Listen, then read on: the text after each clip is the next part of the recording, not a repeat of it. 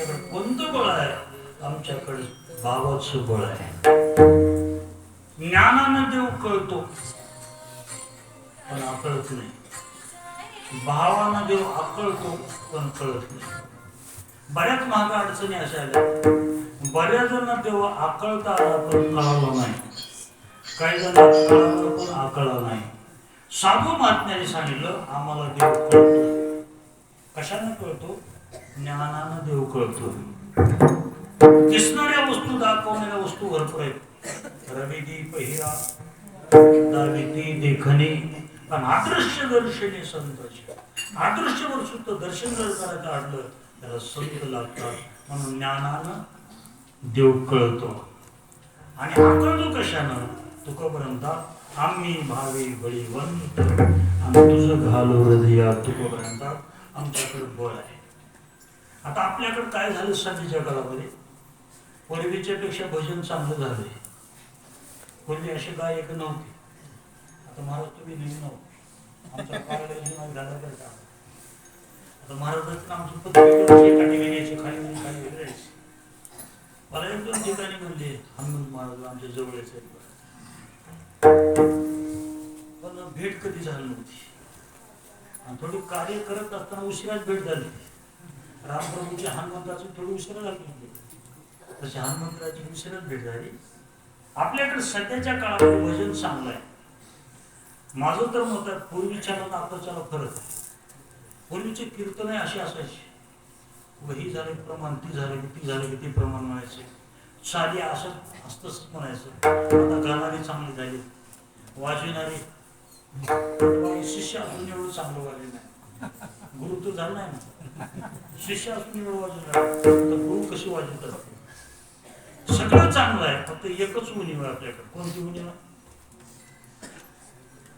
आपल्याकडे फक्त भाव राहिला नाही. कीर्तनकाराचा भाव वाढलाय, त्यांच्याकडे भाव राहिला नाही. भाव पाहिजे आणि परमार्थामध्ये खरं तरी भाव पाहिजे.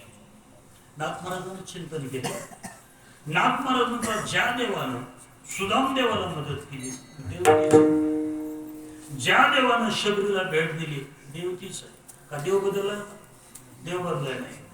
बरं, भजन बदलले का?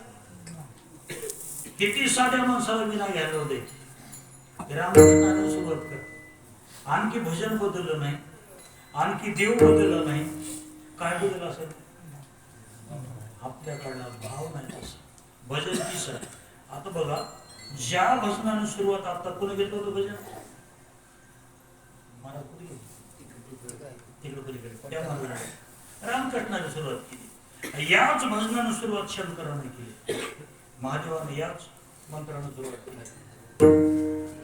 हरी हरी हरी शिवाचा मंत्र आहे. याच मंत्राचा उच्चार करण्यासाठी तुकोबंदास बरोबर सांगितले. बाबाजी आपले सांगितले नाम मंत्र दिला रामकृष्ण. याच मंत्राचा जप करायला आम्हाला तुम्हाला सांगितले रामकृष्ण विठ्ठल केशवा मंत्र. आणखी मंत्रात बदल झाला नाही. याच मंत्राचा परिणाम झालाय. भक्त प्रल्हादाला नाम प्रल्हाद उच्चारी तयार सोडली. याच मंत्राचा परिणाम झाला एका डाकूला.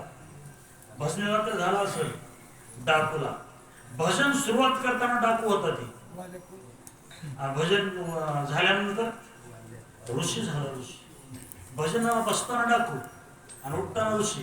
आता तसं होई नाही. भजनाला बसताना महाराजच असतंय, पुन्हा कोण होऊन उठेल काही सांगता येत. पण मंत्र तोच आहे. मंत्रामध्ये आणखी फारसा फरक नाही. कशात फरक आहे?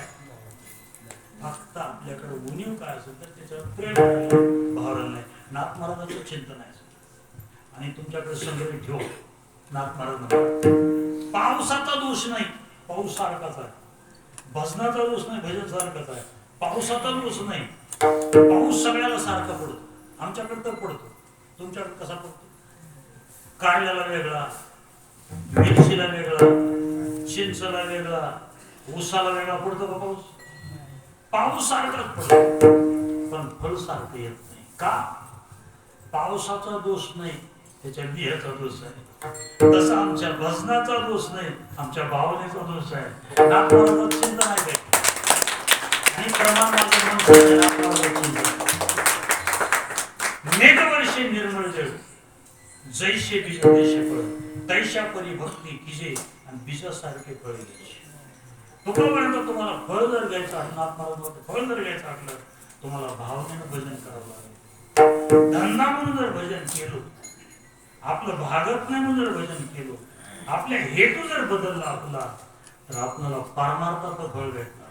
संसारातलं भेटेल, काही अडचण नाही, ते भेटेल.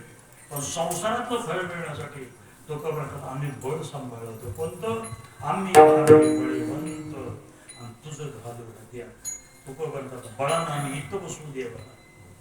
मनुष्याला त्यानं पाळण्यात घातलंय, पोटातून जन्म दिलाय. तुक म्हणतात आम्ही इथं बसू द्या. कशानं? आम्ही भावे बळीवंत तुझं घालू द्या. महाराजाला विचारलं, असं हृदयात कोणी घातलंय का? तुकोबरांनी 2-4 प्रमाण हृदय बंदी खाना केला, अर्ध विठ्ठल तोडेला, साठविला दाता कर्तव्याचा, साठविला आहे हृदय संपुटी. किंवा तुकोबरांचं प्रमाण आहे, तुकामध्ये माझा विठ्ठल विसावा आणि साठविला हवा हृदया. अर्थात तुकोबरांचा आम्ही भावे बळीवंत तुझं घालू हृदयात. आणि तुकोबरांतात आमच्या ज्ञानानं देव कळतो, प्रेमानं देव आमच्यासाठी आकार धारण करतो. आम्ही जर देवाला एवढा धाक आहे आणि हात मारल्याबरोबर देवाने यावंच लागतं. आपण त्याचं शेवटचं